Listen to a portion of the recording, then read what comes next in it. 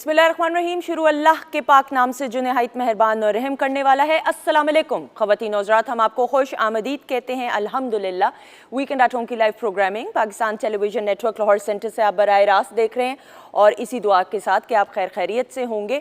And ख़वातीन और हज़रात, आज पूरी दुनिया में वर्ल्ड पॉपुलेशन डे मनाया जा रहा है, यानी आबादी का आलमी दिन मनाया जा रहा है। और आपको मालूम है हर गुज़रते वक्त के साथ या हर गुज़रते दिन के साथ आबादी में पूरी दुनिया में ऑब्वियसली इजाफ़ा हो रहा है और इसके क्या क्या असरात मुरतब होते हैं माशरे में, माशरती सतह पे। लेकिन जहाँ पे हम वर्ल्ड पॉपुलेशन डे की बात करते हैं, फिर साथ ही साथ जितने भी अफराद घर में हैं उनकी तरबियत का, बिलखसूस जो बच्चे हैं उनकी तरबियत का अहम जो एक ज़िम्मेदारी है और रिस्पॉन्सिबिलिटी है वो माँ बाप के कंधों और ज़िम्मेदारी पे आती है।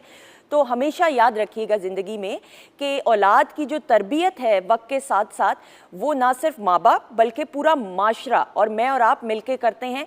तो वर्ल्ड पॉपुलेशन डे जो पूरी दुनिया में मनाया जा रहा है, इस दिन के हवाले से इसकी अवेयरनेस और माशरे में शऊर बेदार करना और साथ ही साथ इस अवेयरनेस को भी फैलाना बहुत ज़रूरी है और बताना बहुत ज़रूरी है कि बच्चों के जो हकूक़ हैं या ज़िम्मेदारी इनफरादी सतह पे उनकी जो तरबियत है उसका कितना अहम किरदार है हम सब की मिल के माशरे में तरक्की के हवाले से। बहरहाल जी, इस हवाले से बात करते हुए और साथ ही साथ आपको मालूम है कि सैटरडे को सेगमेंट्स का ख़ास तौर पे एहतमाम किया जाता है और आज और साथ ही साथ किचन का भी सेगमेंट है। तो पहले ज़रा किचन सेगमेंट की तरफ इधर से ही उधर जाते हैं। शेफ़ माजिबीन को वेलकम करेंगे। अस्सलाम वालेकुम। वालेकुम अस्सलाम। कैसी हैं सुंदर? बिल्कुल ठीक, अल्लाह का शुक्र। आप बताइए। मैं बिल्कुल ठीक हूँ और आप बहुत प्यारी लग रही हैं। ड्रेस भी बहुत प्यारा है माशाल्लाह। आपका प्यार और अल्लाह ताला का शुक्र। लेकिन ड्रेस जिसने बनाया है उनको भी बुलाया हुआ है हमने। हानिया खुर्रम हमारे साथ मौजूद है। ख़वातीन ज़ात one of the renowned fashion designers we have in Pakistan. और हानिया के कपड़े जो हैं, ड्रेसेस, आउटफिट्स जो हैं वो मैं हमेशा ज़ाती तौर पे बहुत शौक़ से पहनती, जिस तरह आज भी मैंने ये ड्रेस इनका पहना हुआ है और ईजी हैं, ईजी टू कैरी हैं। और आज हम फैशन ट्रेंड्स के हवाले से बात करेंगे, बिलखसूस मानसून सीज़न में। भाई डिनर्स पे भी जाना है, लंचेस पे भी जाना है, शादियाँ भी हैं, इवेंट्स भी हैं, अच्छा भी लगना है, खूबसूरत भी लगना है। तो किस तरीके से ड्रेसिंग पे हमने फोकस करना है, क्या ट्रेंड्स हैं, ये तमाम बातें जानेंगे। लेट्स वेलकम हर। अस्सलाम वालेकुम। जी अस्सलाम वालेकुम। वालेकुम अस्सलाम। कैसी हैं आप? मैं ठीक, आप कैसी हैं? बहुत शुक्रिया, thank you so much. Looking very nice. आपका प्यार, बहुत शुक्रिया। अच्छा जी, सामने मौजूद हैं शाम 84 घराने के चश्मो चिराग और बड़ी उम्दगी के साथ। और आज इसलिए भी हमने इनको दावत दी क्योंकि आज शाम 84 घराने के एक ऐसे लेजेंडरी शख्सियत कि जिन्होंने क्लासिकल मौसीकी के हवाले से और अपने घराने के हवाले से पूरी दुनिया में एक पाकिस्तान का नाम रोशन किया। उस्ताद सलामत अली खान साहब की आज 26वीं बरसी है और उनके पोते हमारे साथ मौजूद हैं। सो हम फैज़ान अली खान को वेलकम करेंगे। अस्सलाम वालेकुम। वालेकुम अस्सलाम। Faizan, thank you so much. आपका बहुत शुक्रिया मैम। आपका बहुत शुक्रिया। आपके लिए पाकिस्तान टेलीविज़न नेटवर्क और रेडियो पाकिस्तान, ये दो ऐसे इदारे जो कोई ढका छुपा नाम नहीं है और आपकी तरबियत में बिलखसूस बिल्कुल, ये हमारे लिए स्कूल्स हैं। हमने अपने बुजुर्गों से भी हमेशा पीटीवी रेडियो के बारे में तालीम हासिल की है कि यहाँ पर ये एक ऐसा इंस्टीट्यूट है जहाँ से बहुत कुछ सीखने को मिलता है। बिल्कुल, बिल्कुल ऐसा। सो थैंकफुल कि हमें पीटीवी हमेशा सपोर्ट करता है और मोहब्बत देता है। थैंक यू सो मच, बहुत शुक्रिया। अच्छा जी माजिबीन, आज बनने क्या वाला ये बताइए। आज हम बना रहे हैं अचारी चिकन और उसके अलावा मैंगोज का सीज़न है तो मैंगो ट्राइफल बनाएंगे। मैंगो ट्राइफल बना रहे हैं, ठीक है जी, आप बनाना शुरू करें। और एज ऑलवेज जो मैं कहती हूँ कि जहाँ जहाँ पे टिप्स जो देनी हुई आपने मुझे इधर से ही बता देना है, उधर ही फिर हम आपको कट करके लाइव ले लेंगे। अच्छा जी, ऑलराइट। आनिया, नाउ इस मौसम में क्या क्या ड्रेसेस या क्या ट्रेंड्स इन हैं? अच्छा, ट्रेंड्स तो आपको पता है कि हर वक्त में हर कोई डिफरेंट ट्रेंड्स ही चल रहे होते हैं, लेकिन ये है कि बिकॉज इट्स समर, बहुत ज़्यादा वाइल्ड समर इस दफ़ा आई हुई है और मानसून और वो मैं थोड़ा सा ज़्यादा प्रेफर करती हूँ कि पेस्टल्स में जाऊँ बिकॉज ज़रा कूल, थोड़ी सी ब्रीजी लुक आ जाती है। डिफरेंट कट्स इस दफ़ा मैंने ट्राई किए हैं तो वो अच्छे काफ़ी इन डिमांड रहे हैं। मसलन काफ्तान, ये आजकल ग्लोबल ट्रेंड में है, बाहर भी अरबिक उसमें भी काफ़ी ज़्यादा ये और पाकिस्तान में भी बहुत ज़्यादा ये इन ट्रेंड आजकल चीज़ है। और दूसरा ये कि मुझे पर्सनली जो है वो पाकिस्तान की हैंड एम्ब्रॉयडरी और हमारे जो आर्टिसंस जो हमारी गाँव में औरतें हैं जो हैंड एम्ब्रॉयडरी वो करते हैं वो भी मुझे समर्स में बहुत अच्छे लगते हैं बिकॉज Exactly. ये This हैंड one- एम्ब्रॉयडर्ड, ये देखिएगा Yes. क्या खूबसूरत, और ये हाथ का काम है जिसकी बात बिल्कुल। कर रहे हैं। और ये देखें, ये रली है, रली का काम है। ये भी हाथ का डिफरेंट, ही? जी जी बिल्कुल। अरे, ये कमाल, बिल्कुल इधर डिफरेंट फैब्रिक्स हैं जिनको ऊपर आप कहते हैं ना एप्लीक कर दिया या पैच वर्क हाँ। कर दिया, तो ये इसको बेसिकली रली का काम करते हैं। ये भी मैंने एक हाउस हेल्प है उसके गांव से करवाया अच्छा, था। किस इलाके से वो ताल्लुक रखती है? बहावलपुर। बहावलपुर की। देखें कैसी, और पूरे हाँ जी। पाकिस्तान में देखें फैजान, हमारे गांव देहात की बच्चियां, बेटियां, माएँ बहनें कितनी बिल्कुल। उम्दगी के साथ, ये Beautiful. बताइएगा, ये देखें। ये भी वहीं से करवाया है, और ये बड़ा खूबसूरत, इसको कहते हैं पारसी गोरे का काम है। हाथ और का है ये? बिल्कुल हाथ, दीज आर ऑल हैंड, ये दोनों हैंड वर्क्स हैं। तो मैंने कहा ये मैं लेकर आऊँ, बिकॉज ये समर्स में ज़रा थोड़े अच्छे लगते हैं। हाँ। थोड़े ज़्यादा अच्छे इनमें मतलब ब्रीजी है ना, यानी Yes. खुले खुले से हैं तो आपको गर्मी भी नहीं लगेगी। Exactly. आप ये देखिए फैजान, शहबाज भाई जरा इसका क्लोजअप दिखाएं। खवातीन हज़रात, ये हैंडमेड है जी। और ये जिन्होंने बनाया है बहावलपुर से ताल्लुक रखने वाली जो खातून, आप देखें कितनी उम्दगी के साथ, कहीं पे खूबसूरत भी कोई सिमेट्री खराब नहीं हुई भी। फैजान देखें, इट्स वेरी ब्यूटीफुल, है। और यही हमारे कल्चर की खासियत है ना माजिबीन?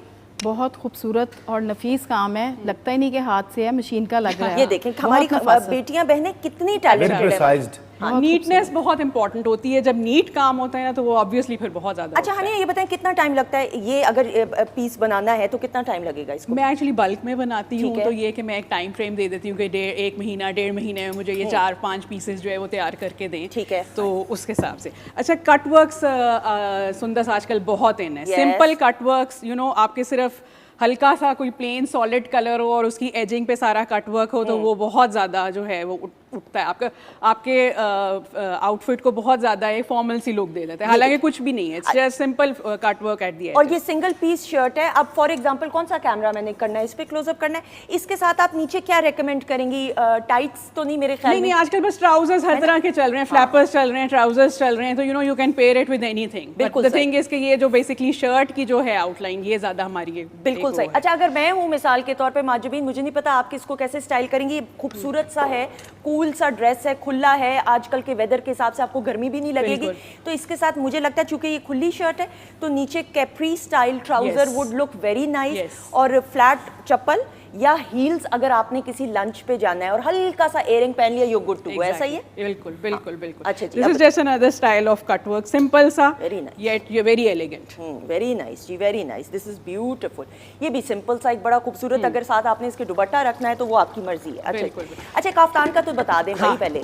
आजकल काफ्तान इज इन, और ये इतना गजब का इनका काफ्तान का ये, और मैंने इनको कहा इसको ब्लैक में भी बनाया। अच्छा जी, आप बताएं। ये देखिए, ये बस काफ्तान आजकल बहुत इन है, इसको मैंने सिंपल सी बस एम्ब्रॉयडरी, हैंड एम्ब्रॉयडरी ही जो है उसके साथ सीक्वेंस के साथ इसको सारा बॉर्डर किया है, आउटलाइन किया है with the same colours, and it's giving such a formal look. या आप अपने डिनर्स पे, लंचेस पे, और मतलब किसी भी फॉर्मल इवेंट पे समर्स में पहन सकते हैं। मैं समर्स के लिहाज से किया था तो इसलिए लाइट कलर में मैंने इसको किया। बहुत खूबसूरत। आई थिंक ब्लैक में और फॉर्मल कलर्स में भी ये बहुत अच्छा लगेगा। बिल्कुल माजुबीन, बिल्कुल ऐसे ही। अभी थोड़ी देर पहले भी हम यही बात कर रहे थे कि ये ब्लैक पे बहुत उठे हुए। बहुत होगा, और लेकिन जब ये हाँ, इस और मौसम जब सुंदस पहनेंगी तो और ज्यादा अच्छा चार चांद लग जाएंगे। आप लोगों का प्यार सिर्फ ये तो कोई भी बच्ची पहनेगी, बेटी तो इतना खूबसूरत बना हुआ है, वैसे इतना। अच्छा जी, अब मुझे नेक्स्ट बताइएगा। हाँ जी, एक ये मैं ज़रूर दिखाना चाहूँगी, बड़ा सिंपल सा स्टाइल है सुंदस, और चुनरी के दुपट्टे का, अगेन हमारी जो ट्रेडिशनल एक वो है, सिंपल सा स्टाइल है, इसको चट्टापट्टी के साथ मैंने वो किया है, और इसके साथ चुनरी का दुपट्टा। ठीक है,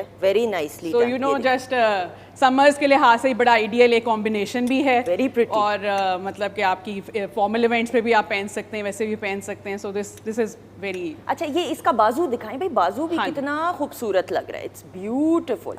और हाँ, ये आ गया, ये देखें, ये काम बताइएगा जरा। हाँ, ये तो चट्टापट्टी की लेस है, चट्टापट्टी हम बनवा लेते हैं कलर्स में, और ये फिर उसके वो हो जाती है। इसमें ऐसा कुछ भी वो नहीं है, बट जस्ट द कलर्स, और इसको बड़ा इनहांस कर रहे हैं। असल तो काम ही ये है कि उसको बनाना, उसकी बिल्कुल। सिलाई एंड एवरीथिंग। बिल्कुल। अच्छा, ये एक मैंने बड़ा सिंपल सी चीज़ थी, येट भी बड़ी मेरी अच्छी इन डिमांड है। सिंपल कुछ होती हैं जो हिजाबी क्लाइंट्स होती ठीक हैं। है, ये भी हैंडमेड है? No, this is embroidery, this is machine embroidery. Okay. So ये जो है हल्का सा, बस उन्होंने कहा कि मुझे क्योंकि मैंने हिजाब करना होता है तो मुझे आप सिर्फ स्लीव्स पे कर दें, तो ये मैंने स्लीव्स पे जो है इनको ये काम कराया, एंड इट्स बहुत ही अच्छा इस पे उठा है, बहुत और ये खूबसूरत। हाँ तो बेसिकली जो मुझे समझ आ रही है वो ये है कि आजकल काफ्तान भी इन है जी, मार्केट में, बिल्कुल। और ग्लोबली अगर हम देखें तो काफ्तान पहनती हैं खवातीन, Yes, लड़कियां। yes, उसके बिल्कुल। बाद अगर देखें तो आजकल जो हमने अभी आपको दिखाया ये फ्री स्टाइल शर्ट्स, Yes. यानी ये आजकल ज्यादा इस मौसम की मुनासिबत से बिल्कुल खास तौर पे सॉलिड्स पे, हाँ, और हाँ सिंपल सी शर्ट Simple. है, लेकिन बस उसको एक जैसे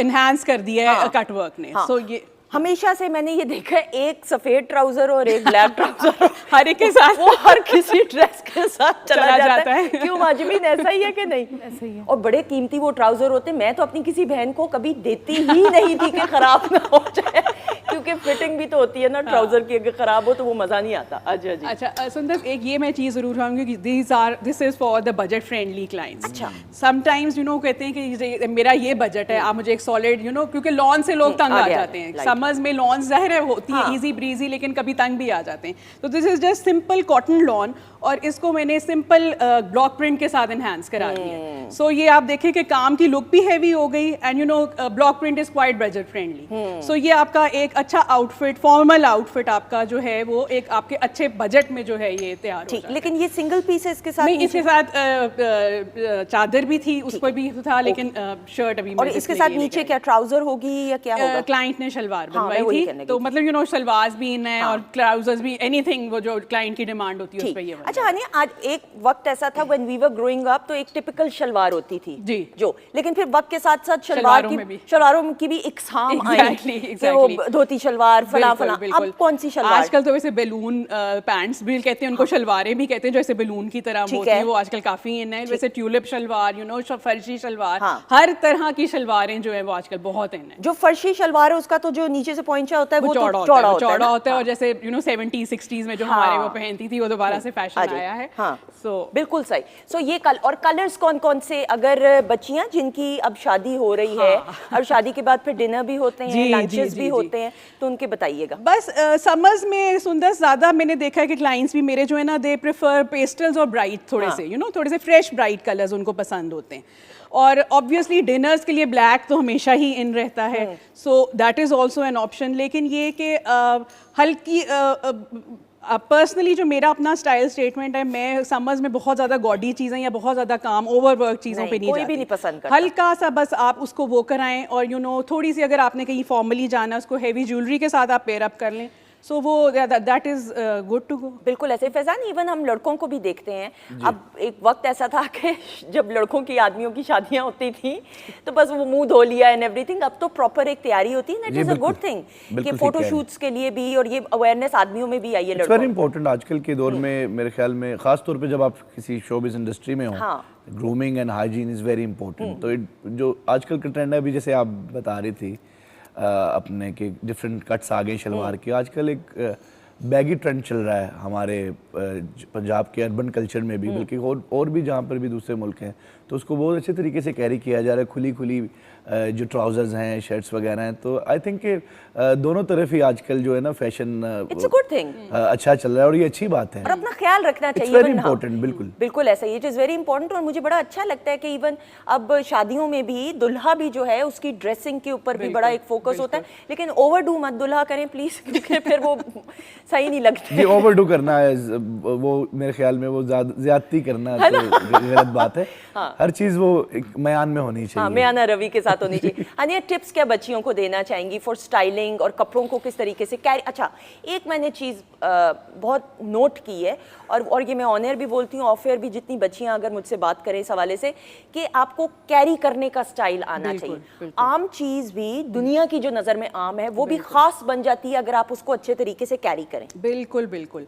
आजकल तो बच्चियां काफ़ी ज़्यादा, जैसे हमारी ट्रेडिशनल चीज़ें हैं, जैसे चुनरी के दुपट्टे हो गए, इस तरह की चीज़ें, एम्ब्रॉयडरी की चादरें हो गई, वो बहुत ज़्यादा उस पर वो जाती हैं, एंड वो पेयर बिल्कुल सॉलिड्स के साथ कर लेती हैं। वाइट के साथ आप चुनरी का दुपट्टा, प्लेन वाइट के साथ चुनरी का दुपट्टा ले लो, प्लेन ब्लैक के साथ चुनरी का दुपट्टा ले लो, सो वो एक बड़ा अच्छा होता है। उसके साथ अच्छे से झुमके पहन लो, ट्रेडिशनल एग्जैक्टली, बिल्कुल। और फॉर्मली अगर आपने जाना है, डिफरेंट कट्स हैं, इस पर आप कुछ भी आप करवा लो, उसको थोड़ा सा फॉर्मल कर लो, this is just the cut, इसमें ऐसा कोई वो नहीं है, कोई बहुत ज़्यादा मैंने मेहनत नहीं की, जस्ट द सिंपल कट, लेकिन वो उसकी लुक और उसकी जो आउटकम है इसका वो इतना अच्छा है, और पहना हुआ भी इतना अच्छा स्टाइल के साथ विद हाई हील्स, तो दिस लुक्स वेरी नाइस, बहुत अच्छा लगता है। नहीं, आप पहली हैं जो कह रही हैं कि मेहनत नहीं की, मेहनत तो होती है, हर काम में मेहनत होती है, जो भी काम किया जाए और जो दिल से किया जाए तो वो फिर चीज़ नज़र भी आती है एज अ रिजल्ट।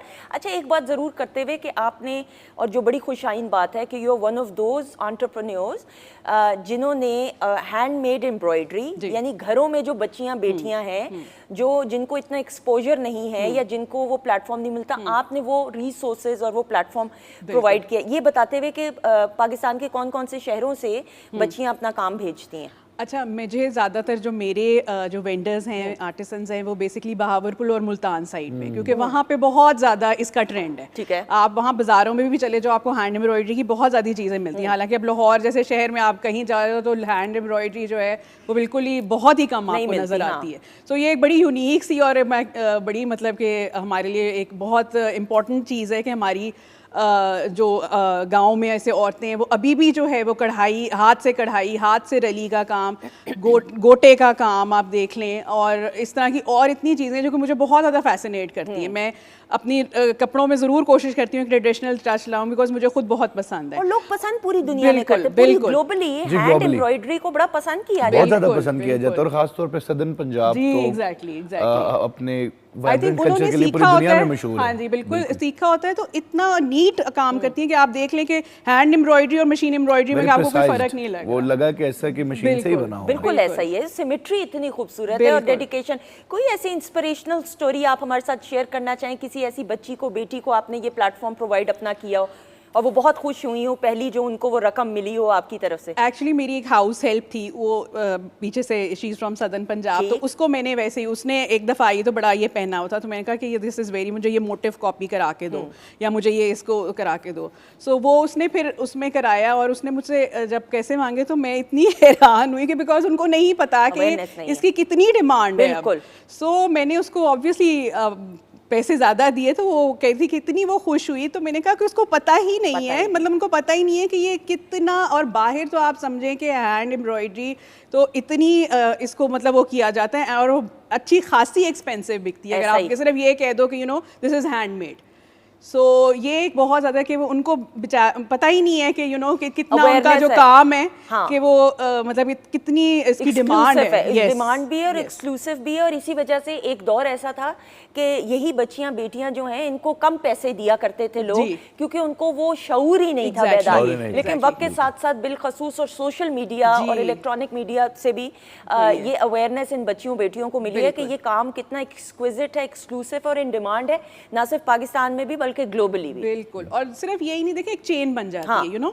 एक जैसे ये वो उसने मतलब के काम किया, शी गॉट, उसको अपना मुआवजा मिला।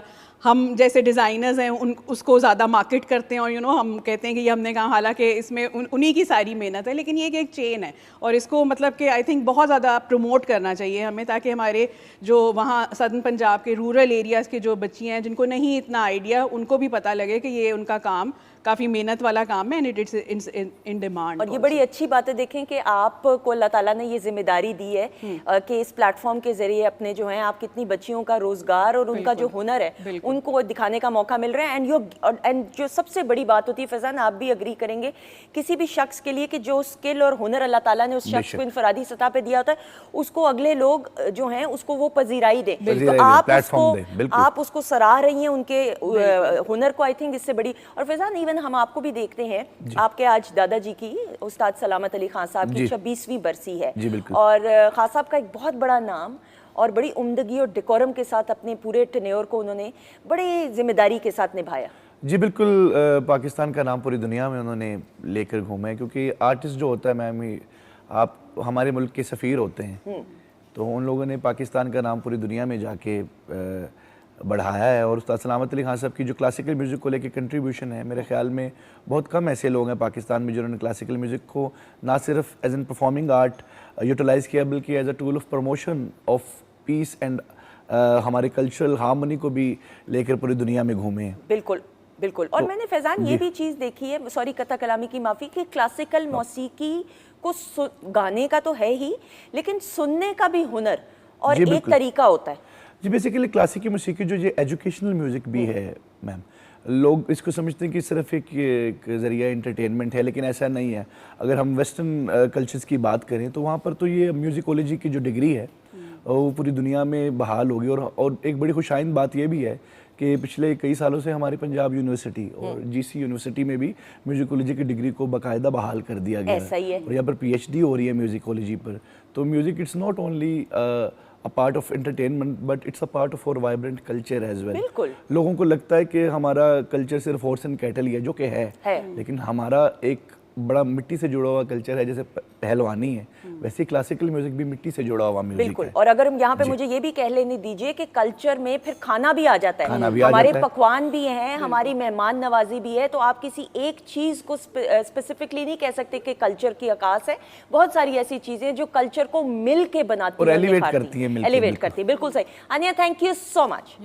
आपका बहुत शुक्रिया, थैंक यू सो मच। और मुझे जो सबसे अच्छी बात लगी वो यही लगी, जो हमारे नाजरीन भी देखने सुनने वाले हैं, कि आप जिस तरीके से उन बच्चियों को जो घर बैठे हुए सिलाई कढ़ाई कर रही हैं, मौके तो दे रही हैं लेकिन उनको ऑन एयर सराह रही हैं। जीती रहिए, खुश रहिए। थैंक यू जी, बहुत शुक्रिया। ख़वातीन ज़ात, बातचीत का सिलसिला जारी है।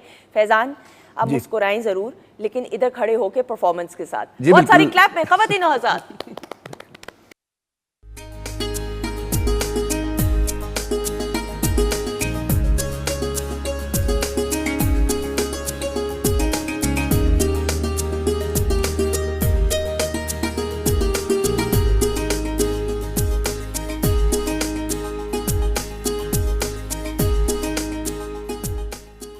जी ख़वातीन ज़ात, हम आपको खुश आमदीद कहते हैं वीकेंड एट होम की लाइव प्रोग्रामिंग। अल्हम्दुलिल्लाह Pakistan television network Lahore centre से आप देख रहे हैं। और किचन सेगमेंट में शेफ़ माहजबीन जो हैं वो कुछ काट रही हैं। ध्यान से प्लीज़ माहजबीन, काटते हुए तो ना मेरी तरफ देखें। इतना प्यार बहुत प्यार है। वो मुझे पता है। वो क्या कर रही हैं ये बताइए। सैलड बना रही हूँ। चिकन अभी हमारी 10 मिनट तक रेडी हो जाएगी। ट्राइफल रेडी करके मैंने फ्रिज में रख दिया ताकि वो ठंडा हो जाए।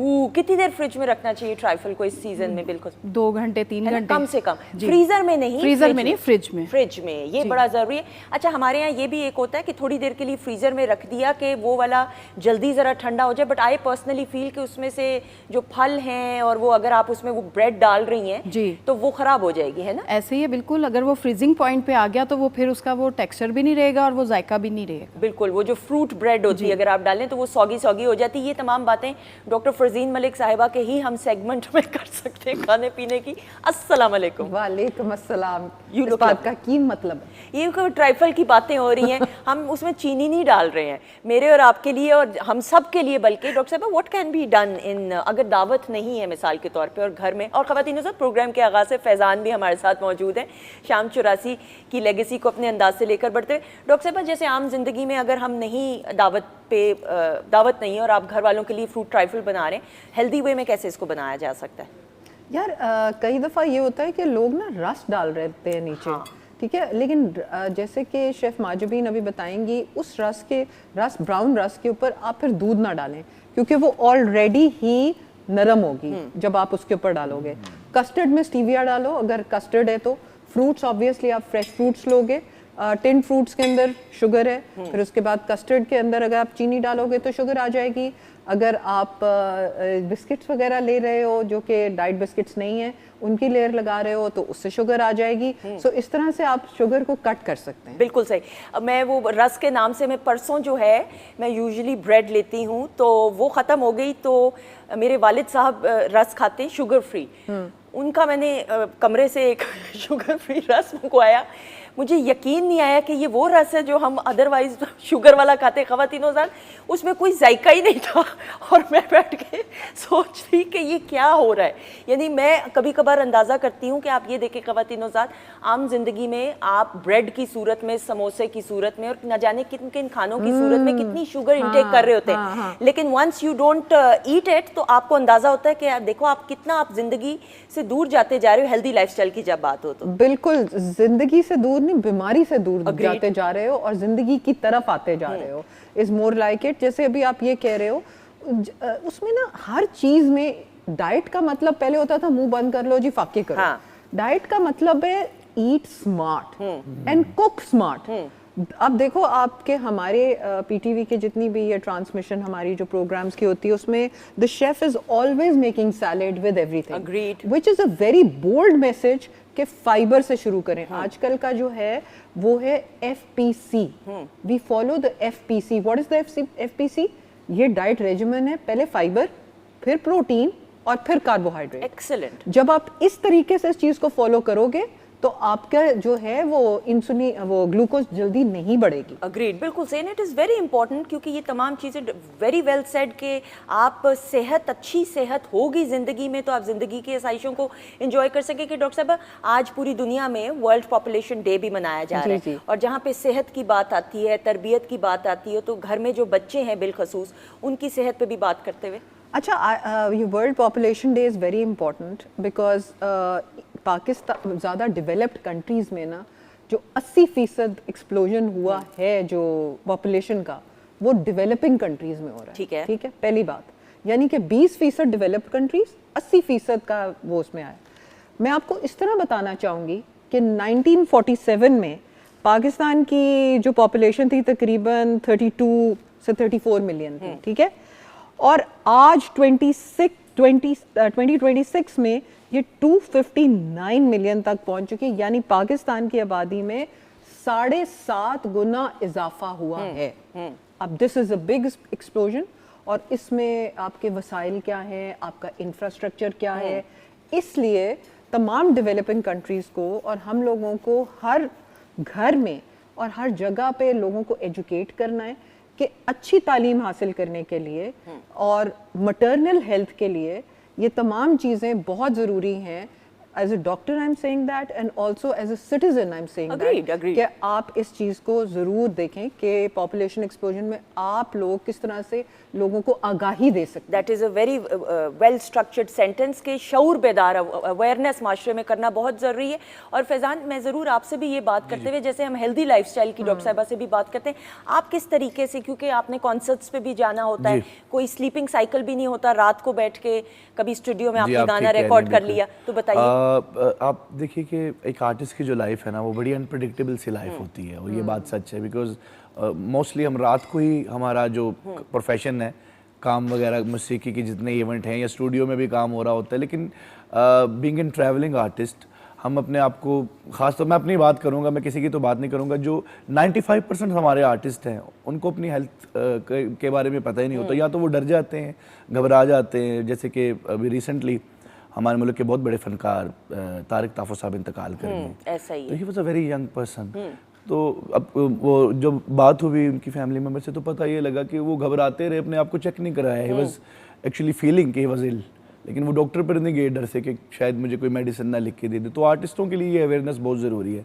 बीइंग अ ट्रैवलिंग आर्टिस्ट, हम जब मुल्क से बाहर जा रहे होते हैं तो हम अकेले होते हैं, बाय आवरसेल्फ होते हैं, तो बहुत ज़रूरी है कि अपनी हेल्थ का ख्याल रखा जाए। तो मैं तो रनिंग भी करता हूँ अपनी, क्योंकि मेरे वालिद साहब he is a athlete as well, तो उन्होंने हमेशा हमें एक जो एक्सरसाइज की तरफ भी गामजन किया और हेल्दी लाइफस्टाइल की तरफ भी गामजन हमेशा किया है। It is a very good. And doctor साहब ये बड़ी अच्छी बात इन्होंने की, लेकिन सिर्फ आर्टिस्ट की हद तक ही नहीं, तमाम लोग जो हैं और मैंने भी ये पर्सनली देखा है, कुछ मेरे जानने वाले, उनको फोबिया है कि डॉक्टर के पास चले गए, तबीयत ख़राब हो गई तो पता नहीं फ़लाँ चीज़ ना निकल आई, फ़लाँ टेस्ट करवाया तो अल्लाह ना करे फ़लाँ बीमारी ना निकले। Is it a phobia? What is it? It is a sort of a phobia actually, क्योंकि इतनी मीडिया के ऊपर भी इतनी डिजीजेस और इतनी चीज़ें डिस्कस होती हैं। पहले होता था सुंदर, वो जिसको कहते हैं जो होती है इग्नोरेंस इज अ ब्लिस, जिसमें कहते थे अगर आपको नहीं पता तो अच्छी बात है।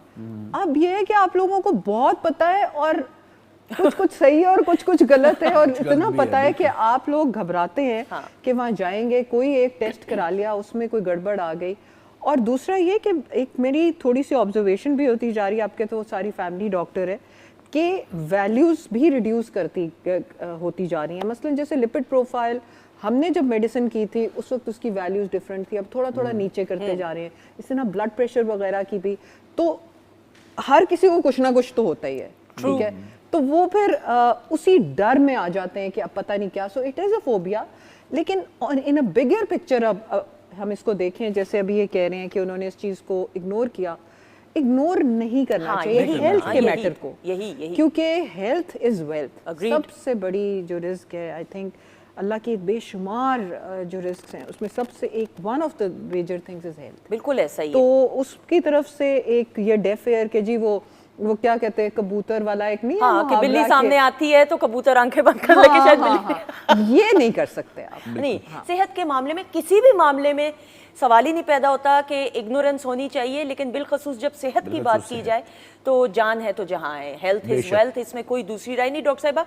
और हम सारी ये बातें तो कर रहे हैं, क्विक टिप्स, क्योंकि आपकी जो टिप्स हैं वो बड़ी पॉपुलर इन डिमांड भी होती हैं, ऑब्वियसली जो मौजूदा सूरत हाल होती है उसके हवाले से होती है। ये जो मौसम चल रहा है बिलखसूस, अब मानसून का मौसम है, इसमें ह्यूमिडिटी भी है, हब्स है, हवा भी चलती है, बारिश होती है तो हवा नहीं चल रही, तो इसमें पसीना भी लोगों को आता है, दे स्वेट एज वेल। हमने आउटडोर काम भी करने हैं, आउटडोर एक्टिविटीज़ में भी जाना है, किस तरीके से लाइफस्टाइल को आप चेंज बिल्कुल, किया जा आपका बड़ा अच्छा पर्टिनेंट सवाल है। बात यह है कि एक तो पसीना आता है बहुत ज़्यादा, उसको हम इग्नोर कर रहे होते हैं। फिर ये कि पानी आप कम पीते हो, क्योंकि ऑब्वियसली जब हब्स होता है उस वक्त आपको प्यास लगने की शिद्दत कम होती है। वो ड्राई जो समर होती है ना उसमें प्यास ज़्यादा लगती है, तो उस मामले में बच्चे ख़ास तौर पर, एल्डरली लोग जो हैं, उनका जब इलेक्ट्रोलाइट इम्बैलेंस हो तो उनका ये मसला होता है कि उनको फील नहीं होता और उनकी डिहाइड्रेशन जल्दी हो सकती है।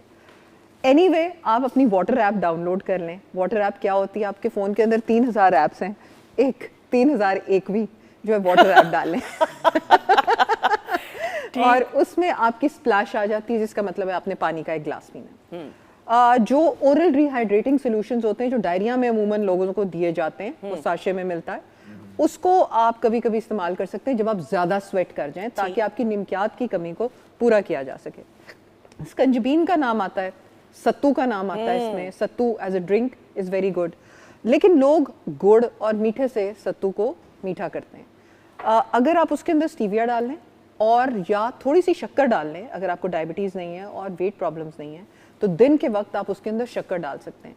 एक बहुत इंपॉर्टेंट टिप मैं आपको बताना चाहती हूँ कि शुगर आपने गुड़ की फॉर्म में, हनी की फॉर्म में जब भी खानी है ना, उसको 4 बजे से पहले पहले खा लें। Okay 4 PM। ओके, दोपहर ऑब्वियसली 4 बजे। हाँ, 4 बजे से पहले पहले खा लें, क्योंकि आपकी बॉडी का मेटाबॉलिज्म उस वक्त तेज होता है। अच्छा, यानी दोपहर के वक्त। Exactly Okay. सुबह सबसे ज्यादा, फिर कम कम कम कम कम 4 बजे खलास।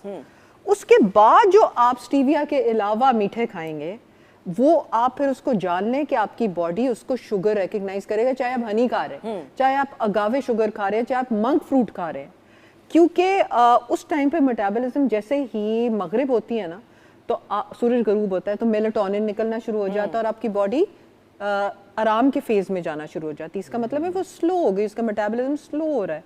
अब आप उसको आर्टिफिशियली चाय पी के चलाएं या छाले मार के चलाएं, हाँ। या वीडियोस देख देख के चलाएं, वो तो आप जबरदस्ती कर रहे हैं, लेकिन उस टाइम पे कार्बोहाइड्रेट्स खाना पीना बिल्कुल गलत है। बिल्कुल ऐसा ही। और देखें कैसे अल्लाह ताला का एक साइकिल है, निज़ाम है, हाँ। कि किस तरीके से, और ये इसमें कोई दूसरी राय नहीं है कि, और मैं एक जगह पे पढ़ भी रही थी और ये बात फैक्ट भी है और हमने भी और भी डिफरेंट प्लेटफॉर्म्स पे ये बात डिस्कस होती है, जो रात की नींद है डॉक्टर साहब, अगर वो पुरसकून ना हो, 8 to 9 आवर्स जो एक अप्रॉक्सीमेटली एडल्ट को नींद चाहिए होती है, अगर वो नींद आपकी प्रॉपर तरीके से ना हो, टूट के आए, तो पूरा दिन आपका जो है वो लथार्जिक गुजरता है, थका हुआ गुजरता है। बहुत बजा फरमाया, और आपको पता है कि ये बहुत ज़्यादा लोग इस चीज़ का शिकार हो रहे हैं। और जो रिसर्च की गई है उसमें ये है कि एक्सरसाइज की कमी, रात को लेट खाना और उसके अलावा हर वक्त रील्स पे चिपके रहना, हाँ। आपकी इमोबिलिटी है, आप रात को अपने दिमाग को रोशनी दे रहे हो जिसको उस वक्त रोशनी नहीं चाहिए, बगैर वजह के। उसके सोने का हार्मोन निकलने वाला है, जब तक वो रोशनी देखता है वो कहता है यार मैं तो अभी जागा हुआ हूँ। तो जब आप ये कर रहे होते हो तो उस वक्त आपको नींद नहीं सही आएगी। अगर आ भी गई तो जैसे अभी आपने कहा है कि इंटरप्टेड या ब्रोकन या टूटी हुई स्लीप होगी, ऐसा ही है। उसको वेल रेस्टेड स्लीप नहीं कहते।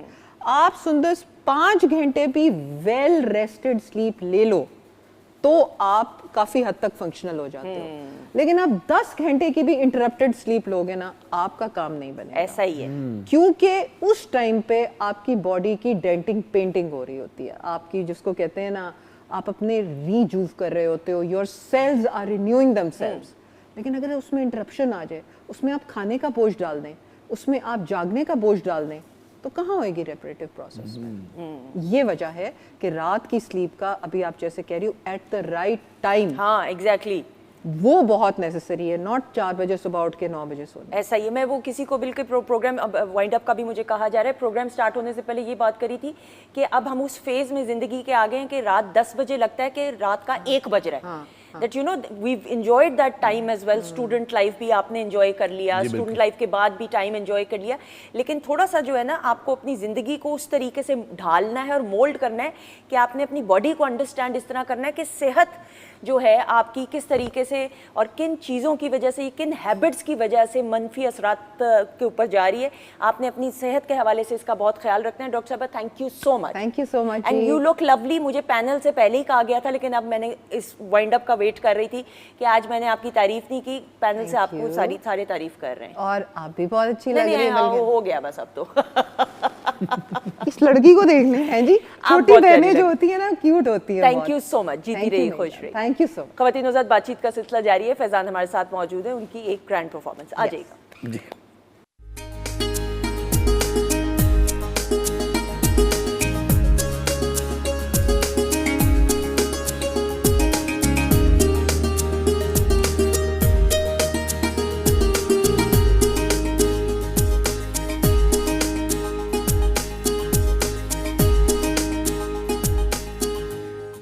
जी ख़वातीन नौज़ाद, हम आपको खुश आमदीद कहते हैं वीकेंड एट होम की लाइव प्रोग्रामिंग अल्हम्दुलिल्लाह Pakistan television network Lahore centre से आप बराह रास्त देख रहे हैं। किचन सेगमेंट में शेफ़ माजबीन मौजूद हैं और माजबीन से रेसिपी की भी हम दरख्वास्त करेंगे कुछ ही देर में।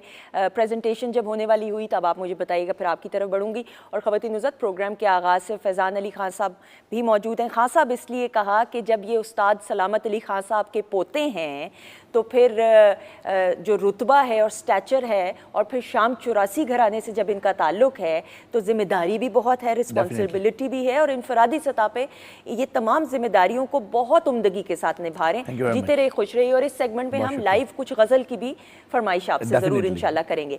ख़वातीन नौज़ाद ब्रेक के बाद हमें ज्वाइन किए, बहुत ही प्यारी, बहुत ही अपनी, इसलिए क्योंकि जो उस्ताद होता है ना ख़वातीन नौज़ाद बिलखसूस, वो तमाम स्टूडेंट्स के लिए, ये मेरी उस्ताद नहीं है लेकिन येस ज़रूरी नहीं होता, और ये मेरा बड़ा मानना है on a very lighter note कि ज़रूरी नहीं कि क्लासरूम की हद तक ही आपको कोई सिखाए तो वो आपका उस्ताद हो।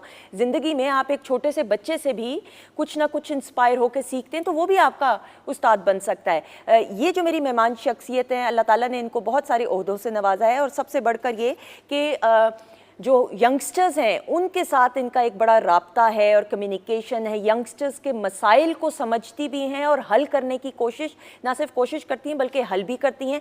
सो we have with us doctor Ayesha Ashfaq जो कि एजुकेशनिस्ट हैं और साथ ही साथ चेयरपर्सन हैं department of media and development communication, Punjab university. अस्सलाम वालेकुम। वालेकुम अस्सलाम। Thank you Sundar, it's always a pleasure to come here. आपका प्यार madam, thank you so much. Doctor साहिबा थैंक यू सो मच। और ख़वातीन नौज़ाद आज हम एक ऐसे मौजू के हवाले से बात करेंगे जो बहुत सारे लोग मुझसे कह रहे थे कि हम अपने प्रोग्राम में, और फिर मैंने सोचा कि डॉक्टर साहिबा आई हैं तो इस मौजू के हवाले से ज़रूर बात की जाए। बेटियाँ, ख़वातीन नौज़ाद, अल्लाह ताला की तरफ से औलाद जो है एक ऐसा तोहफ़ा है कि बेटे जो हैं बाइसे नेमत होते हैं और बेटियां बाइसे रहमत होती हैं।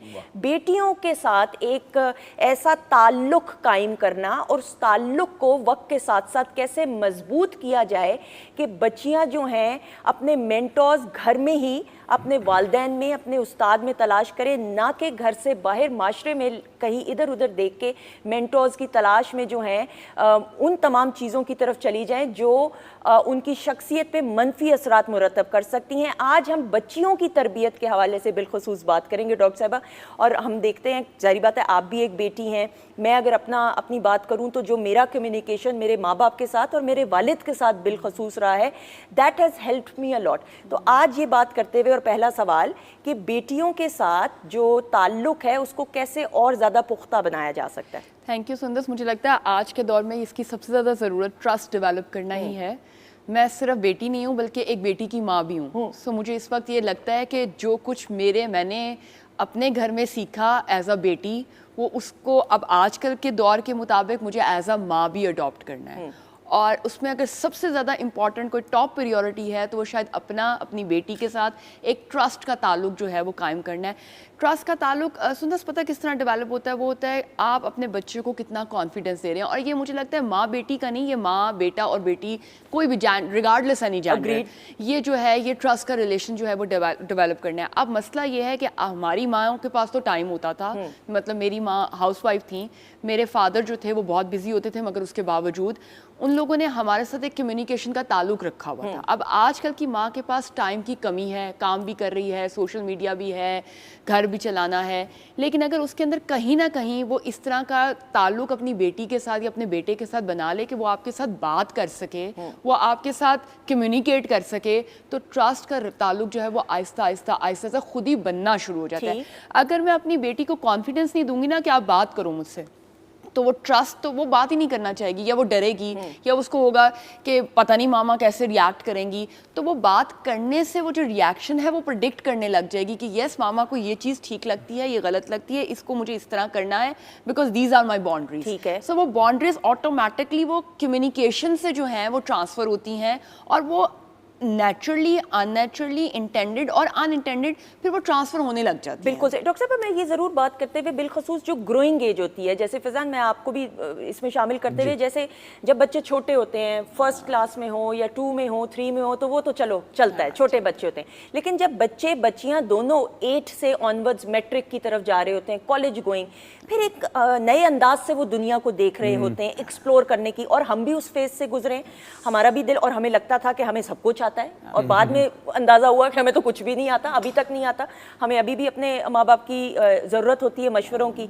इस एज के अंदर बिलखसूस बच्चियों के हवाले से और बच्चियों की तरबियत में क्या कुछ किया जा सकता है? सबसे पहले तो डिजिटल मीडिया जो है वो इस टाइम बड़ी इंपॉर्टेंट एक ऐसी चीज़ है जिस पे हमें थोड़ा सा ख्याल रखने की भी ज़रूरत है। ठीक है। और वो हमारी बच्चियों के लिए स्पेशली, एक तो आजकल के दौर में उनको डिजिटल लिटरेट बनाना चाहिए, उनको साइबर सिक्योरिटी और साइबर सेफ्टी के बारे में बताना चाहिए, उनको बताना है कि क्या ठीक है, क्या सेफ़ है और क्या सेफ़ नहीं है।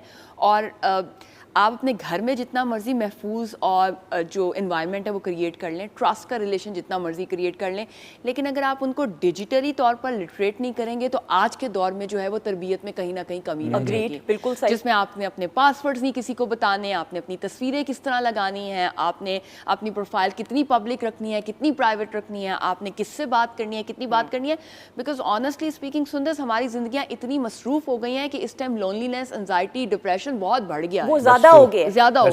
एग्जैक्टली। और वो शायद उसकी एक वजह डिजिटल मीडिया के वो कनेक्शंस भी हैं जो कि हमने अपनी दुनिया में डालनी है, शामिल कर ली हैं। बिल्कुल ऐसा ही। फैजान, आप भी ऑब्वियसली एक स्टेज से गुजरे होगे when you were in college, school से कॉलेज का जो ट्रांजिशन फेज होता है, या कॉलेज से यूनिवर्सिटी फेज का भी, you being a boy obviously किस तरीके से, और फिर अब हम देखते हैं कि डिजिटल मीडिया पे बहुत अच्छी बात है, मुख्तलिफ प्लेटफॉर्म्स हैं कनेक्ट करने के लिए पूरी दुनिया के साथ। लेकिन डॉक्टर साहबा की बात से मैं अग्री करूंगी, कहीं ना कहीं मैं ये देखती हूँ, और ये रिसर्च भी सामने आई कि बच्चे लोनलीनेस का या अकेलेपन का या डिप्रेशन, एंजाइटी का शिकार होते हैं बनिस्बत जब हम छोटे थे, हम बड़े खुश रहते थे। जी बिल्कुल। मेरे ख्याल में जब हम लोग थे तो मेरे ख्याल में सोशल मीडिया का जो एक हिस्सा है डिजिटल मीडिया का, वो एक बेनिफिट भी है और कहीं ना कहीं उसका एक नुकसान भी है। क्यों? क्योंकि हमारे दौर में फिजिकल एक्टिविटीज़ थी, हम लोग खेला करते थे, हम लोगों के साथ इंटरेक्ट किया करते थे। अब जब एक बच्चा बड़ा हो रहा है तो उसके हाथ में एक टैब या मोबाइल थमा दिया जाता है, तो उस पर वो गेमिंग कर रहा है, तो जब उसको अकेला रहने का शौक पड़ जाएगा तो मेरे ख्याल में वो फिर अकेला रहना ही पसंद करेगा। तो रिसेंट टाइम्स में कुछ ऐसी चीज़ें भी, गेम्स भी सामने आई जहाँ पर बच्चों ने कुछ ऐसी हरकत की जो कि बड़ी नावाजिब गुजरी, और इस वजह से, क्योंकि वो उस पर अटेंशन नहीं देगी। इनकी बात से मैं बिल्कुल सहमत हूँ कि डिजिटल मीडिया की यूजेज के हिसाब से उसको बताना कि इसको यूज़ कैसे करना है और किस ढंग में इसको सिक्योरिटी के साथ यूज़ करना है, is very important. Guidance and counselling के साथ। डॉक्टर साहब, एक कॉन्सेप्ट है फोमो का, फियर ऑफ मिसिंग आउट। इस टाइम जो हमारे टीनेजर्स, हमारे यंग बच्चियां हैं, उनमें ये जो फियर है ना, ये शामिल हो गया जिंदगी में कि आपने स्क्रॉलिंग ना की, आपने चीजें ना देखी, तो आप शायद आप आइसोलेशन का शिकार हो जाएंगे। सो वो जो कॉन्टिन्यूसली आप फोन चेक कर रहे हैं और आप कॉन्टिन्यूसली एक सोशल कंपैरिजन के अंदर चले गए है comparison वो के अंदर आपकी चले एंजाइटी और जाते डिप्रेशन, आपके पास क्या है और अगले के पास क्या है। डॉक्टर साहब, हालांकि दैट्स द फेक वर्ल्ड। आप ये बाकी चीजें छोड़ दें, उम्र के इस हिस्से में भी 2 दिन मैं अगर नहीं देखती सोशल मीडिया आपका कुछ, तो मुझे परसों किसी ने कहा कि तुम्हें पता है फलां चीज हुई, तो मैंने कहा नहीं तो है, तुम्हें पता ही नहीं। Exactly. ये प्रेशर्स इनडायरेक्टली डायरेक्टली उम्र के किसी हिस्से में भी आप पे पड़ते हैं, बट इस प्रेशर से कैसे निकला जाए और अपनी कल्चरल वैल्यूज को जो है you need to hold back to those values, किस तरीके मुझे से ऐसा बच्चे लगता है पेरेंटिंग कंट्रोल। Okay. इसके लिए parenting control is very important. मैं आपके इस प्लेटफॉर्म से बल्कि सबको ये बताना भी चाहूँगी कि अब तकरीबन तमाम प्लेटफॉर्म्स, चाहे वो फेसबुक है, इंस्टाग्राम है, स्नैपचैट है, वहाँ पर टीन एजर्स अकाउंट के लिए पेरेंट्स कंट्रोल की जो एक ऑप्शन है वो मौजूद है। ठीक है कि आपने अपने अकाउंट, अपने बच्चे के अकाउंट के साथ आप अपना अकाउंट जो है वो कनेक्ट कर लेते हैं and you can have an access of your children's account, जिसमें आप एक कॉन्टिन्यूस अच्छे से सर्विलेंस रख सकते हैं। बट इट डजंट मीन कि आप बच्चे को प्रेशराइज करें, I am watching you, I am seeing you, you are under surveillance, that is not मतलब पॉसिबल। उसके लिए फिर आप बच्चे को कम्युनिकेट करना शुरू करें। मैं एक बड़े मज़े की तो नहीं, इट्स वेरी एस्टॉनिशिंग सी सिचुएशन थी। मेरी बेटी स्कूल से मेरी मदर के घर जाती थी और वो वहाँ पर टैब भी यूज़ करती थी, मैं यूनिवर्सिटी से फारिग होकर उसको ले लेती थी। अब उसने एक दिन मैं गई तो मुझे मेरी बेटी कहती है mama can I use your credit card. मैंने कहा वाई? बिकॉज मुझे कहीं पर 1000 रुपीज़ भेजने हैं। मैंने कहा अच्छा आपने कहाँ भेजने हैं? मामा ये गेम है, इसके अंदर 1000 रुपीज़ अगर मैं क्रेडिट कार्ड के थ्रू भेजूंगी ना तो मुझे नेक्स्ट लेवल भी मिल जाएगा, मुझे कॉइन्स भी मिल जाएंगे। मैंने कहा अच्छा who is talking to you and who is telling you? उसने मुझे दिखाया मामा ये गेम का ऑनर है and he is talking to me and he said mama का क्रेडिट कार्ड यूज कर लो और आपको जो है वो। एंड मुझे लगा कि कोई जोसेफ नाम का बंदा था जो कि उसके साथ कम्युनिकेट कर रहा था and then I started to telling her कि बेटा this is scam, he is not the owner. Joseph तो पिछली गली में कहीं बैठा होगा। He can not give you any success in that game, he is just a scammer. फिर मैं उसको बताना शुरू किया। फिर मेरे हस्बैंड जो है वो खुद मीडिया से हैं, तो वो भी बैठ के मेरी बेटी को काउंसलिंग उसकी करना शुरू कर दी कि नहीं this is not the right thing. उसके बाद से हमें लगा कि हमने अब इसकी गेम्स और इसकी टैबलेट के ऊपर भी एक चेक रखना है, because they are the scammers जो कि या कुछ किसी भी तरीके से हमारी बच्चों को ट्रैप कर सकते हैं। बिल्कुल। और ये देखें ख़वातीनो ज़ात, ये कितना ज़रूरी है और बच्चियां बच्चे दोनों बिलखसूस। हम यहाँ पे कोई जेंडर डिफ्रेंसिएशन नहीं कर रहे, लेकिन हम ऑब्वियसली आज मौजू बच्चियों के हवाले से, मेरी अपनी बेटी भी अब she is going in class 8, Anushe 8वीं जमात में जा रही है, तो फ़ोन उसको मैंने नहीं दिया। Mobile phone is not allowed, क्योंकि मुझे ये याद है फैज़ान कि जब मैं बैचलर्स में थी तो आई रिमेंबर मैंने ब्रिटिश काउंसिल में इन्विजिलेशन की थी, उसके बाद मैं सुपरवाइजर एग्जामिनेशन बनी थी, तब भी मेरे वालिद साहब का एक फ़ोन होता था कम्युनिकेशन के लिए, वो 2 घंटे के लिए अपना फ़ोन देते थे। बैचलर्स में भी मेरे पास एक अकेला अपना फ़ोन नहीं था, शादी के बाद जाके मेरे पास अपना फ़ोन, वो भी मेरे हस्बैंड ने, इमरान ने मुझे लेके दिया था। अदरवाइज़ आप ये सोचें तो जाहिर बात है आपकी ज़माना कोई भी हो, लेकिन आपकी वैल्यूज़, मिसाल के तौर पे अगर आप आज से 15 साल बाद भी कोई बड़ा बुजुर्ग आपके ख़ानदान का कमरे में एंटर होगा तो आपने अदब और एहतराम के साथ खड़े होना ही होना है। दुनिया चाहे जितनी आगे चली जाए, आपने वो जो रिवायात है उनको थोड़ी ना भूलना। तो कहने का मतलब मैंने अपनी बेटी को अभी भी फ़ोन नहीं दिया हुआ। हाँ, जब मैंने बाहर जाना होता है तो घर का एक फ़ोन है जो कि सबके लिए है, वो मैं उसको 2 घंटे के लिए दे देती हूँ। I am always constantly in touch, और ये ज़रूरी है कुछ डूज एंड डोंट्स रखने के लिए। बिल्कुल ऐसे ही मुझे लगता है इसी तरह हम अपनी कल्चरल वैल्यू से भी जुड़े रहेंगे सुंदर, और हम अपने बच्चों को जो हार्मफुल इफेक्ट्स हैं डिजिटल मीडिया, सोशल मीडिया और ये जो ज़िंदगी के बढ़ते हुए रुझानात हैं उनसे भी किसी हद तरीके से बचा सकेंगे। और यही एक छोटी टिप्स हैं जो कर लेते हैं। मैंने घर में कैमरा लगवाया हुआ है, तो मुझे अगर मैं वर्किंग वूमेन हूँ तो मैं नज़र रखती हूँ। डेफिनेटली घर में हेल्पर्स भी हैं, आपकी डोमेस्टिक हेल्प भी है। No doubt I am living with my in laws, तो मुझे होता है कि किसी ना किसी तरीके से वो मेरी बेटी कनेक्ट भी रहे। लेकिन मैंने खुद भी सर्वेलेंस के लिए कैमरा रखा हुआ है, मैं उसको देखती रहती हूँ। लेकिन this is how you manage your life, you manage your routine. बिल्कुल ऐसा ही, ये बड़ा जरूरी। फैजान, कभी आपको याद हो कि स्टूडेंट लाइफ में किसी चीज़ से आपके वालिदैन ने आपको मना किया हो, तब बहुत गुस्सा चढ़ता है ऑब्वियसली, या बंदा शिकवा करता है, और अब आपको अंदाज़ा हुआ हो कि नहीं वो बात जो थी वो बिल्कुल ठीक कही गई थी? जी बेसिकली ऐसी कई बातें हैं। हाँ। लेकिन क्योंकि हम कभी पढ़ाई का ना दिल किया हो, आपको कहा गया हो कि ये सब्जेक्ट ले लो, फलां चीज़ कर लो, फलां दोस्तों के साथ आपका बाहर जाने का आउट ऑफ सिटी प्लान बना हो, और माँ बाप ने जी बिल्कुल, ये जो एक ये जो चीज़ है कभी ट्रिप पर जाना होता था तो माई फादर ऑलवेज रिस्ट्रेन। उन्होंने हमेशा यही बोला कि आप ना जाएं। क्योंकि अब हुआ ये कि एक बहुत अच्छी चीज़ है जो कि जब हम बचपन का दौर था तो मेरे वालिद साहब के साथ इतनी दोस्ती हो गई हमारी जैसे कि ये बता रही कि कम्युनिकेशन हमारी इतनी बहाल हो गई और इतनी कन्वीनियंट हो गई कि हम हर चीज़ अपने वालिद साहब के साथ शेयर कर सकते ऐसा ही थे। है। एंड देन जो मेरे वालिद साहब के दोस्त थे उनके साथ ही हमारी दोस्ती हो गई। Agreed। तो कई ऐसी चीज़ें थी जो कि उनकी एक्सपीरियंस हो चुकी हुई थी, वो हमें एक्सपीरियंस करने की ज़रूरत नहीं पड़ी क्योंकि हमने वो देख लिया। लेकिन ये बात सच्ची है, मुझे ट्रिप पर नहीं कभी जाने है दिया ना, मेरे वालिद मुझे साहब भी नहीं कभी जाने दिया। ने। कभी भी नहीं जाने दिया। मैं भी नहीं कभी गई ऐसा हमें भी, हम तो जरूरत ही नहीं करते थे हाँ, फिर तो कि पूछते ही अब्बू वो ना फलान ट्रिप जा रहा है, सवाल ही नहीं पैदा होता। यहाँ से चिड़ियाघर नहीं जाने देते थे, लेट असाइड। वो कहते हैं ना कि अभी भी काम पे टांग जाती हाँ, है।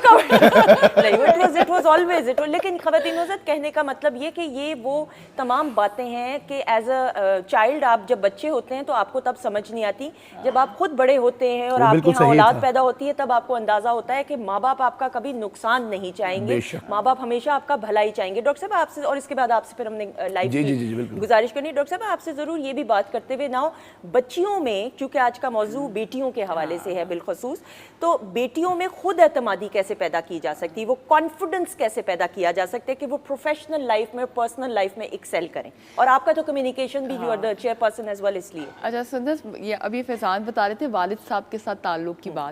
सो मुझे लगता है कि बेटी की ज़िंदगी में माँ तो बहुत इंपॉर्टेंट है ही है, मुझे लगता है वालिद उससे भी ज़्यादा इंपॉर्टेंट होता That's true। है। और मैंने उन बच्चियों को बड़ा स्ट्रॉन्ग देखा है जिनका अपने फादर्स के साथ जो ताल्लुक़ है वो बहुत स्ट्रॉन्ग होता है। सो मुझे लगता है आजकल हमारे जो वालिद साहब हैं या जो बाप हैं, उनको अपनी बेटियों को खुद एतमाद बनाने के लिए अपना ताल्लुक़ बेहतर करने की ज़रूरत है। चाहे आप जितने भी मसरूफ़ हैं, आप जितने भी बिज़ी हैं, आप अपने दिन में के 24 घंटों में से एटलीस्ट 24 मिनट तो निकालें अपनी बेटी के लिए। बहुत ज़रूरी। और वो जो 24 मिनट आप अपनी बेटी को दे देंगे ना, और बेटी को खुद एतमादी भी देंगे कि मैं तुम पे ट्रस्ट करता हूँ, बेटा तुम जाओ, पढ़ाई करो, नौकरी करो, मैं तुम्हारे साथ हूँ। जिस बच्ची के पीछे उसका बाप खड़ा है ना, मुझे लगता है वो बच्ची जो है वो खुद एतमाद भी है, वो कामयाब भी है, और वो सर फ़ख्र से उठा के बात भी करेगी, चाहे कोई भी सिचुएशन हो। नो डाउट भाई उतने इम्पॉर्टेंट हैं, शौहर उतने इम्पॉर्टेंट हैं। मेरी ज़िंदगी में मेरे वालिद साहब के बाद अगर किसी का हाथ है तो शायद शौहर का ही है। लेकिन अब अगर अपनी बेटी की ज़िंदगी में मैं देखूँ तो मेरा तो जो किरदार है ही है, मेरे हस्बैंड का जो किरदार है मैं उस पर बहुत इंपॉर्टेंस देने की कोशिश करती हूँ। बिकॉज उनका जो कनेक्शन होगा ना, वो बेटी को खुद एतमादी का एक नया लेवल देगा। बिल्कुल वो सही। बाहर उस तरह के ताल्लुक ढूंढने की बजाय उसको घर में एक मजबूत ताल्लुक मिल रहा होगा कि ही इज द वन जिसके साथ पास जाके मैं कोई भी बात कर सकती हूँ, किसी भी तरह की चीज़ डिस्कस कर सकती हूँ। डेफिनेटली शर्म का लिहाज है, मतलब एक आपके ताल्लुक का लिहाज है, आपकी एक इज्जत है, एक गैप है, एक वो हमारी घरों में होता है कि जी बाप बेटी का एक बड़ा एक लिहाज, इज्जत का लिहाज होता है। बट उसके बावजूद अगर आप अपनी बेटी को एतमाद देना चाहते हैं तो उनसे बात करें, उसके पास टाइम गुजारें, उसको उसके साथ कनेक्शन बिल्ड करें। और ये बड़ा जरूरी है कि जो आपका हीरो है ना जिंदगी का, किसी भी बेटी की जिंदगी का, वो उसके वालिद ही को होना वालिद ही चाहिए। होते हैं, बेशक। वो वालिद ही मेंटोर हो, हीरो हो, ताकि वो और माशरे में कहीं पे भी कोई दोस्त तलाश ऐसा ना करने की कोशिश करे कि मिसगाइड खुदा न खास्ता हो जाए। ये बड़ा ज़रूरी, और यही चीज़ मेरे वालिद साहब ने भी सिखाई। और मैं ऑनर हमेशा बोलती हूँ कि मेरी ज़िंदगी में मेरे बेहतरीन दोस्त है ही मेरे वालिद साहब। आज भी उम्र के इस हिस्से में मैंने अपनी बेटी की भी हवाले से कोई बात करनी होती है, तरबियत के हवाले से, मेरी बेटी ने किसी फ्रेंड की बर्थडे पे जाना था तो मैंने अपने वालिद से ही पूछा कि इसको मुझे भेजना चाहिए, नहीं भेजना चाहिए। तो ये बड़ा ज़रूरी होता है कि वालिद का बेटी के साथ, कहते हैं बेटे का माँ के साथ और बेटी का बाप के साथ जो रिश्ता है ना, उसको मजबूत होना बहुत ज़रूरी है। अच्छा जी, बातचीत का सिलसिला जारी है, लेकिन इस वक्त फैजान मौजूद हैं, तो फैजान आपकी मौजूदगी में ज़रा लाइव कुछ सुनना हम जी बिल्कुल, फरमाइश भी आ रही है। लाइव तो मैं खुद शौक से गाता हूँ प्लीज़। तो ये एक बड़ी खूबसूरत गज़ल है जो कि राग यमन में बनाई गई, और ये भी हमारे मुल्क की बहुत बड़ी लेजेंड फनकारा फरीदा खानम साहिबा की अरे वाह वाह गाई हुई ये कॉम्पोजिशन है और बड़ी मशहूर है। आज जाने की जिद ना करो तो वाह वाह पेश कर। और राग एमन रात का राग है, ये इवनिंग का राग है और इट्स अ वेरी स्पिरिचुअल राग। जो राग है वो कैफियत का एक नाम है, तो मैं पेश कर रहा हूँ आपके लिए।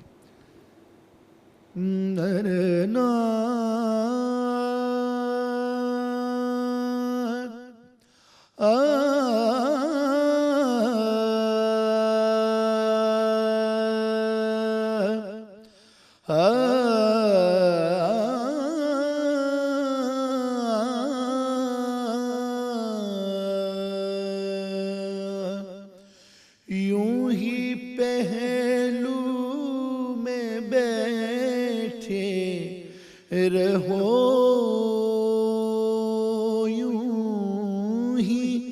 पहलू में बैठे रहो,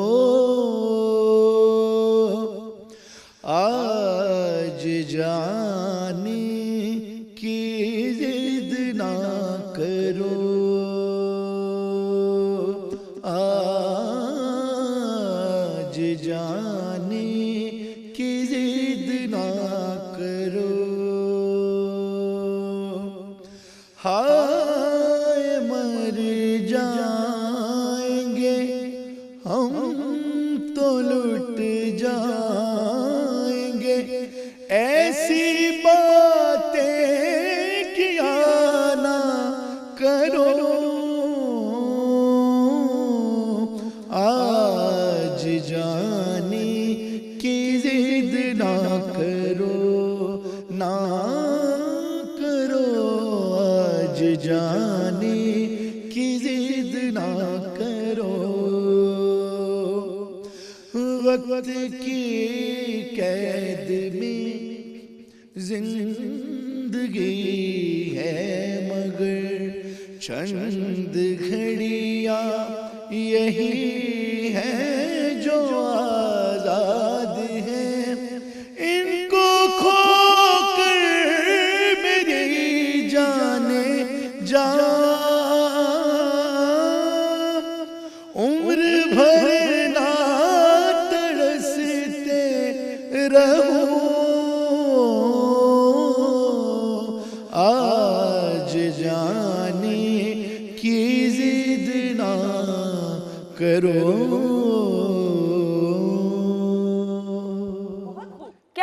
क्या कहने, बहुत खूब। ख़वातीन हज़रात, ये आप देखिए कि तरबियत इनके घराने की वजह से ऐसी कि कोई ऑर्केस्ट्रा की भी नहीं ज़रूरत पड़ी। बहुत शुक्रिया, जीते रहिए, खुश Thank you रहिए। very much। अच्छा जी, ख़वातीन हज़रात, डॉक्टर साहब अभी हमारे साथ मौजूद है। डॉक्टर साहब आपसे भी ज़रूर, बल्कि माजिबीन आपको भी मैं गुफ्तगू में ज़रूर शामिल करते हुए, आपकी भी माशाल्लाह बेटी और मेरी तो बड़ी फेवरेट है, इतनी खूबसूरत हैं और इतना अच्छी आपने तरबियत इनकी माशाल्लाह की। आपने क्या क्या कुछ जो है जहन में रखा उनकी तरबियत के हवाले से? सुंदर साहब, बहुत चीज़ें ना उसमें खुद ही आप बता चुकी हैं। मोबाइल जब वो कॉलेज गई थी तब बहुत ज़रूरत पड़ती थी कि उसको कभी जल्दी पिक करना है या क्या, तो इसलिए उसको सिंपल वाला फ़ोन लेके दिया। सिंपल वाला जी, और उससे पहले कोई भी फ्रेंड का फ़ोन आना है वो मेरे नंबर पे आना है, मैं पहले बात करूँगी फिर उससे करवाऊँगी।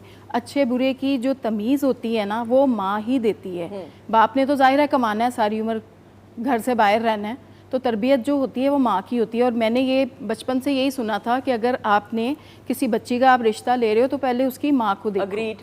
और ये बातें जो थी वो जहन में थी और कोशिश यही की है कि अल्लाह ताला खुश हो और राज़ी हो जाए मुझसे। ऐसा ही। और माशाल्लाह माशाल्लाह से जिस उम्दगी के साथ अब वो अपनी पर्सनल लाइफ गुजारी है उसका सारा क्रेडिट आपको जाता है, माँ को ही जाता है ऑब्वियसली, बाप को भी लेकिन माँ को ऑब्वियसली तरबियत का।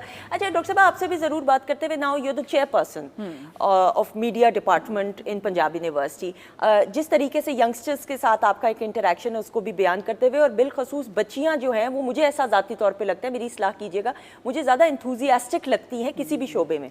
अच्छा सुंदर, आज से ना कुछ साल पहले तक ये मसला था कि बच्चियों को अपने राइट्स नहीं पता थे, पढ़ाइयों के मसले, नौकरियों के मसले, इजाज़त नहीं मिल रही।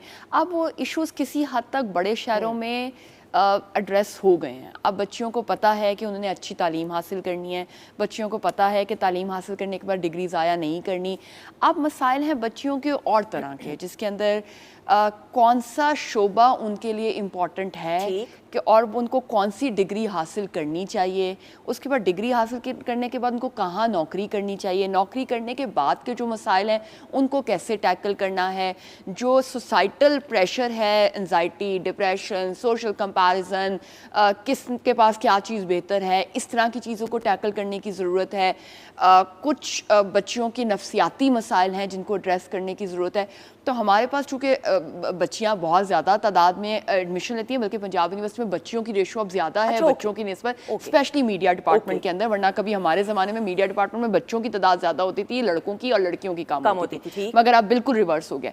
तो अब जो बच्चियाँ आती हैं वो हमारे पास इस तरह के इशूज़ लेकर आ रही होती हैं कि हम मीडिया में जॉब करें ना करें, हम कौन सी डिग्री करें, हम किस तरह करें, हम क्या करें, इस तरह के इशूज़ हैं। मगर अब वो जो पहले वाले इशूज़ थे वो नहीं है। लेकिन on the other side again जो सोसाइटल प्रेशर्स की वजह से जो हमारे बच्चों की मेंटल हेल्थ जो है वो कॉम्प्रोमाइज़ हो रही है, उस पर ज़रूर हमें रोशनी भी डालनी चाहिए, बात भी करनी चाहिए, हाईलाइट भी करनी चाहिए और बच्चों को अवेयर भी करने की ज़रूरत है कि your mental health is very important, चाहे दुनिया में कुछ भी हो जाए। बिल्कुल, ये तो आपने बड़ी बड़ी पते की बात की, और जो मेंटल हेल्थ है वही तो सारी की सारी डिसीजन मेकिंग पावर जो है माशरे में बिलखसूस और प्रैक्टिकल लाइफ में भी बच्चियों ने जब कदम रखना होता है, इट इज़ वेरी इंपॉर्टेंट कि मेंटल, इस हवाले से क्या टिप्स देंगी बच्चियों? लेकिन अनफॉर्चुनेटली हमारे घरों में आज भी मेंटल हेल्थ प्रायोरिटी में शामिल नहीं होती। कोई बच्ची डिप्रेशन या एंजाइटी की बात करती है तो लगता है कि शायद उस बच्ची को कोई मेंटल इशू हो गया है और इस बात को तो छुपा लिया जाए और बात ना की जाए। लेकिन मुझे ऐसे लगता है कि हमें अब मीडिया के ऊपर भी मेंटल हेल्थ को भी बात करने को एक न्यू नॉर्मल बनाना चाहिए। We need to normalise this thing कि फिजिकल प्रॉब्लम्स तो हैं ही हैं, अगर बच्चों के साथ मेंटल इश्यूज भी हैं या मेंटल हेल्थ भी है तो वो भी उतनी इंपॉर्टेंट है। उसके लिए काउंसलिंग की ज़रूरत है, आपको आपके लव्ड वन से बात करने की ज़रूरत है, आपको कोई सपोर्ट ग्रुप चाहिए, आपको इवन अगर कोई साइकोलॉजिस्ट चाहिए तो it's fine, it should be fine for everyone. So ये एक चीज़ है जिसको हमें हाईलाइट करना चाहिए। बिल्कुल, लेकिन सबसे बढ़कर ये कि जो कम्युनिकेशन है, राब्ता माँ बाप का औलाद के साथ, और चूंकि आज का मौजू बेटियों की तरबियत के हवाले से बिलखसूस, तो बेटियों के साथ माँ बाप का जो रिश्ता है और राब्ता है और कम्युनिकेशन है वो बहुत मजबूत होना चाहिए with the passage of time. Thank you so much doctor साहिबा, बहुत शुक्रिया। और ख़वातीन हज़रात, जो औलाद, जिस तरह मैंने प्रोग्राम के आगाज़ में भी, सेगमेंट के आगाज़ में कहा कि अल्लाह ताला की तरफ से एक नेमत, और बेटियाँ बाइसे रहमत बिलखसूस होती हैं और बेटे बाइसे नेमत होते हैं। बस एक छोटी सी दुआ तमाम बेटियों के लिए कि अल्लाह ताला कभी किसी की बेटी की आंख में आंसू ना आए, और अगर आंसू आए तो सिर्फ खुशी के आंसू आए। आमीन सुम आमीन। इसी के साथ प्रोग्राम में डॉक्टर साहिबा को खुदा हाफिज़ कहते हुए फैज़ान आपकी परफॉर्मेंस की तरफ बढ़ेंगे। आ जाइएगा, बहुत सारी clap. Thank you.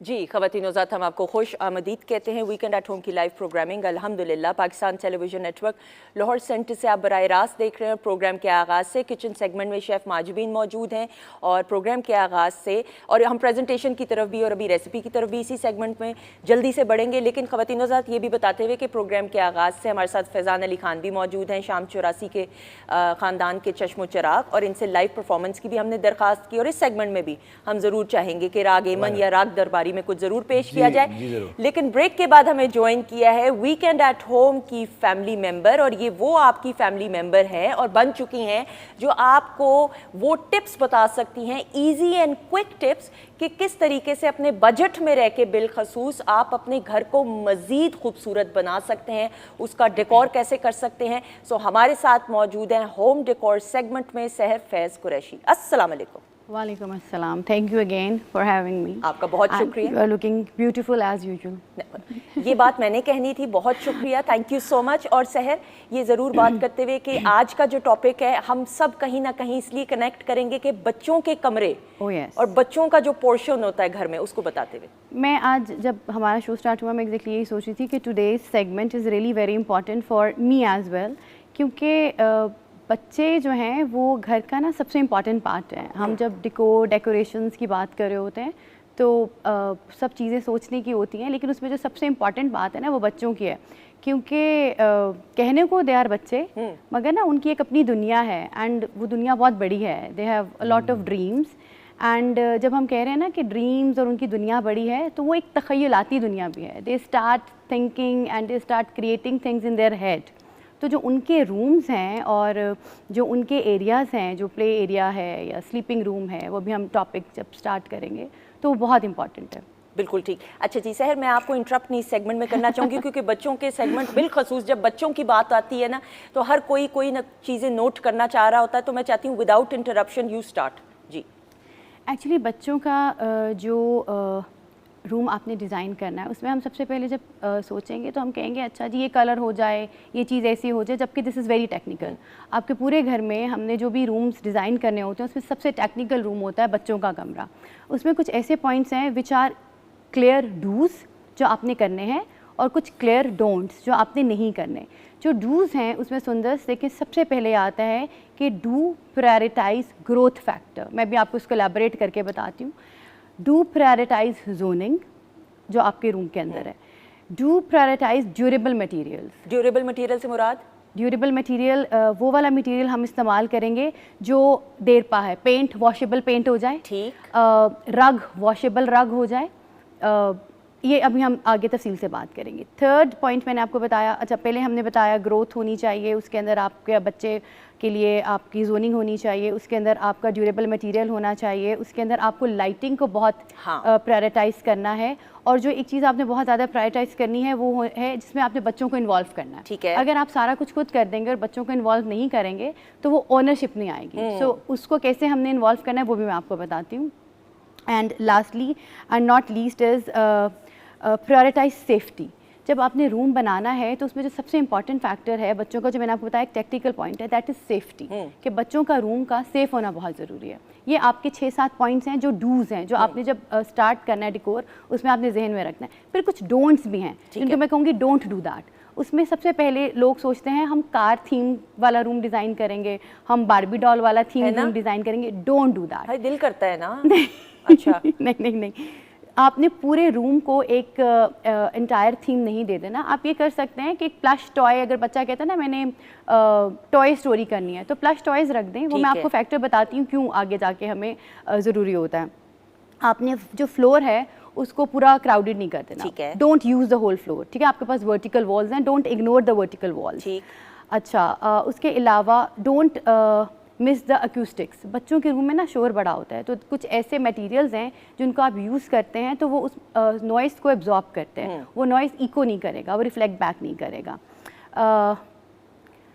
Don't put fragile items. कोई भी ऐसा टेबल टॉप जो ग्लास का बना हुआ है, या कोई भी इस तरह का पॉट जो टूट सकता है, या कोई भी शार्प एजेस। बच्चों के कमरे के लिए आपको कॉर्नर गार्ड्स बोलते हैं उसको, या तो राउंड एजेस होने चाहिए या कॉर्नर गार्ड्स होने चाहिए। तो ये कुछ ऐसे पॉइंट्स हैं जो मैं चाहती हूँ कि जब आपने रूम स्टार्ट करना है आप जहन में रख लें। 5-6 डूज हैं और 5-6 डोंट्स। और ये बड़े अच्छी टिप्स दी हैं जो लोग नया घर बना रहे हैं या अपने घर में ही बच्चों के कमरे को रेनोवेट कर रहे हैं, और हर ग्रोइंग बच्चा जो है वक्त के साथ साथ चाह रहा होता है कि उसके घर कमरे के अंदर कुछ ना कुछ चेंज आए, तो ये पॉइंट्स को जरूर नोट करना चाहिए। अच्छा, आप कुछ तरह पिक्चर्स की तरफ भी साथ साथ आते हैं और साथ साथ आप टॉपिक को भी एक्सप्लेन करते हैं। जी, जो सबसे पहले हमने बात की है वो हमने कहा है कि आपने बच्चों के रूम को ग्रोथ के लिए डिज़ाइन करना है। वो क्यों मैं कह रही हूँ, मैं आपसे इसलिए कह रही हूँ कि अभी जो हम ये जितना भी आज का टॉपिक है ये एज ग्रुप है 4 से 12 साल। We are not talking about the toddlers जिन्होंने भी चलना, नर्सरी डिफरेंट होती है ना, टीनेजर्स की भी नहीं बात हम कर रहे, टीनेजर्स की भी बात नहीं कर रहे भाई, उनके अपने हैं। हम इस वक्त आपके 4 साल से लेके 12 साल के ग्रुप के बच्चों की बात कर रहे हैं, जिसके लिए सबसे इंपॉर्टेंट है जोनिंग। रूम के अंदर आपके 3 जोन्स होने ज़रूरी हैं। एक बहुत क्लियर आपका sleeping area which is your bedroom, एक आपका प्लेइंग एरिया, एक आपका डेस्क होना चाहिए जो उनका स्टडी डेस्क भी है, और जो उनका क्राफ्ट्स के लिए जैसे उन्होंने पेंटिंग करनी है या कुछ भी प्ले करना है तो वो एरिया उस तरह से सर्व कर देगा। ठीक है, तो ये आप इस पिक्चर में क्लियरली देख सकते हैं कि we have 3 zones. Again this is the next picture, इसमें भी आपको वही 3 जोन्स नज़र आएंगे। बेड नज़र आएगा। सेफ्टी मेजर्स की मैंने आपसे बात की थी। सेफ्टी मेजर में आपने क्या किया, आप देखिए कि इसके अंदर आपने जो रैक दिया है, जो आपने बच्चों का प्लेइंग एरिया के लिए रैक दिया है जिसके अंदर आपकी टॉय बिन्स पड़ी हुई हैं, ये एक तो फ्लोर माउंटेड है सुंदर। ठीक है, ये बच्चे ने अगर अपने खिलौने निकालने हैं ना तो वहाँ पे आपको अलमारियाँ नहीं चाहिए बड़ी बड़ी कि बच्चों के हाथ ही नहीं जाने। सेकेंडली, इस सब फैक्टर के अंदर आप ये देखिए कि हर फर्नीचर जो है ना वो वॉल माउंटेड है। जब मैंने आपसे सेफ्टी की बात की, अगर कोई भी ऐसा रैक, कोई भी ऐसी अलमारी, कोई भी ऐसा टेबल है जो किसी वॉल के साथ नहीं जुड़ा हुआ, जिसको आपने एंकर नहीं किया, जिसको आपने बोल्ट नहीं लगाया, वो बच्चा ऊपर चढ़ता है वो गिर जाएगा, सारा कुछ बच्चा खींचेगा वो गिर जाएगा। तो ये सेफ्टी मेजर्स हो गई, जिसके अंदर आपने जोनिंग भी कर दी, अपना बेड और वो कर दिया। और ये कितना कलरफुल लग रहा है फैजान, ये देखिएगा। और सबसे उम्दा बात ये कि देखें ख़वातीन-ओ-ज़ात, इस पिक्चर में जो ये रैक बने हुए हैं 2-2 के जैसे, इसमें आप किताबें भी डाल सकते हैं, इसमें स्टफ टॉयज भी डाल सकते हैं, और बच्चों की रसाई तक है उनकी हाइट के हिसाब से। आपने पूछा था ना ड्यूरेबल मटेरियल, आप क्या कह रही हैं। अब देखिए ये ड्यूरेबल मटेरियल है, आपने इसको अगर यहाँ से उठा देना है, आपका बच्चा बड़ा हो जाता है ना, तो आप इस रैक को यहाँ से उठा भी सकते हैं। अब अगर आप इस रैक को कन्वर्ट करना चाहते हैं स्टडी टेबल, स्टडी बुक्स के लिए, आप उसमें भी कर सकते हैं। अब अगर अभी वो छोटा है, 4 साल का है, 5 साल का है, 6 साल का है, तो आप टॉयज रखेंगे ना उसके अंदर, तो वो मल्टीपर्पज यूज आपका हो गया। बहुत खूबसूरत। जी, नेक्स्ट पिक्चर दिखाइएगा। जी, अच्छा, इसके अंदर हम कलर की बात करेंगे। जब आपने कलर डिसाइड करना है किसी भी कमरे का Sundar, so there is this 1 thumb rule जिसको हम कहते हैं 60-30 10। ठीक है। इस पिक्चर को देख के अगर आप रफ गेस करें तो इसमें 60 30 10 क्या है? और लो मेरे मैथ्स में, मैं फिर मुझे सारे कहते हैं ऑन एयर ना बताया करो, ओ लेवल्स में तुम्हारा मैथ्स में क्या ग्रेड आया था, तो मैं बता दूंगी, तो ये सारों ने हंसना शुरू कर दिया। जो मैं आपको 60 30 और 10 का रेशियो कह रही हूँ, उसमें 60% जो है वो वाइट कलर यूज हुआ है। ठीक है। Which actually is the main colour of your room. जब भी बच्चे के रूम को आपने डिजाइन करना है, 60% आपने लाइट न्यूट्रल टोन रखना है, 30% आपको वार्म कलर नजर आ रहा है जिसको हम कहेंगे वुड कलर है, टेराकोटा कलर है और आपका रग कलर है। ठीक है। ठीक है, ये आपके रूम का टोटल 30% ऑक्यूपाई कर रहा है। 10% एक्सेंट आ गया जी। एक्सेंट आपका I mean you can see वो जो बेड लिलन है, मैंने आपसे बोला था प्लश टॉय रख दें, वो स्टार रख दिया या कुछ लैंप्स रख दिए। तो आपने कलर को 3 स्कीम से ज्यादा नहीं लेकर जाना। ठीक है। 3 कलर्स आर इनफ। अच्छा जी, वो आप कंप्लीट करें जी। अच्छा, मैं एक सवाल ज़रूर, ताकि वो फिर चूंकि इसी बात से बात निकल रही है सहर, मेरा सिर्फ ये एक सवाल है जो ऑडियंस भी पूछना चाह रही होगी। 4 साल से 12 साल के बच्चों के कमरों के हवाले से हम बात करें, अभी ये वो एज होती है कि कोई फलां चीज़ खा रहे हो तो आइसक्रीम का कुछ गिर गया, आप कोई जूस पी रहे हैं वो गिर गया, तो वाइट कलर का कारपेट तो एक्सेप्टेबल नहीं होगा, या लाइट कलर का अगर आप कारपेट डालना चाह रहे हैं बच्चे के कमरे में? एग्जैक्टली। देखिए, मैंने ना आपको ये एक मिनिमलिस्टिक एग्जांपल दिया है। अभी आपने एक पीछे पिक्चर देखी थी जिसके अंदर डार्क कलर का कारपेट भी था। तो जब आपने डिजाइनिंग करनी है तो डेफिनेटली अब ये वाली पिक्चर देखें, इसमें डार्क ब्लू कारपेट आ गया। ठीक है, तो दिस अगेन आपको ये फील वही देगा, 60% न्यूट्रल, 30% ब्लूज एंड ऑरेंज, ठीक है, और फिर 10% आपका ग्रीन। आपने ना इसमें मिक्स एंड मैच कर दिया। तो वो पिक्चर्स जो मैं आपको दिखा रही हूँ वो हर टेस्ट के लिए दिखा रही हूँ। अगर आपका 12 साल का बच्चा है तो उसके लिए आप ब्राउन कारपेट यूज कर सकते हैं। अगर आपका 5 साल का बच्चा है, आप डार्क ब्लू कारपेट डालें। और ड्यूरेबल मटेरियल, मैंने आपको बोला था ना, ये वो वाले कारपेट्स होने चाहिए, मोटे वाले कारपेट्स नहीं होंगे, ये वॉशेबल कारपेट्स हैं, ये वॉशेबल रग्स हैं जिनको बच्चे आपके यूज करेंगे और आपने उसको फिर वॉश भी करा लिया। अच्छा, पिछली पिक्चर जरा दिखाइएगा, ये मुझे बड़ा अच्छा आइडिया लगा। फैजान देखें, जैसे बच्चे हैं बिलखसूस उनको पेंटिंग ड्राइंग्स का शौक है। पिछली पिक्चर दिखाइएगा। तो इस पिक्चर में, ये वाली में देखें, बेड के ऊपर जो पिक्चर्स लगी हैं, आप अपने ही बच्चे की बनाई हुई पेंटिंग या ड्राइंग को आप उसको कर लें। एग्जैक्टली। अच्छा, जब मैंने आपसे कहा था ना कि जब आपने एक रूम डिजाइन करना है तो आपने उसमें बच्चों को इन्वॉल्व जरूर करना है। इसको हम कहते हैं रूम को ना एक पर्सनलाइज टच देना। आप चाहे उनकी बनाई हुई, my daughter she always does that, वो कोई ना कोई पेंटिंग बनाएगी and she will take that painting to her father's room और वो उसमें लगा देगी। ठीक है, वो पेंटिंग वहाँ लगी रहेगी। तो मैंने देखा वो आके देखेगी कि पेंटिंग ठीक लगी हुई है। सिमिलरली आपने उनके रूम में भी यही करना है।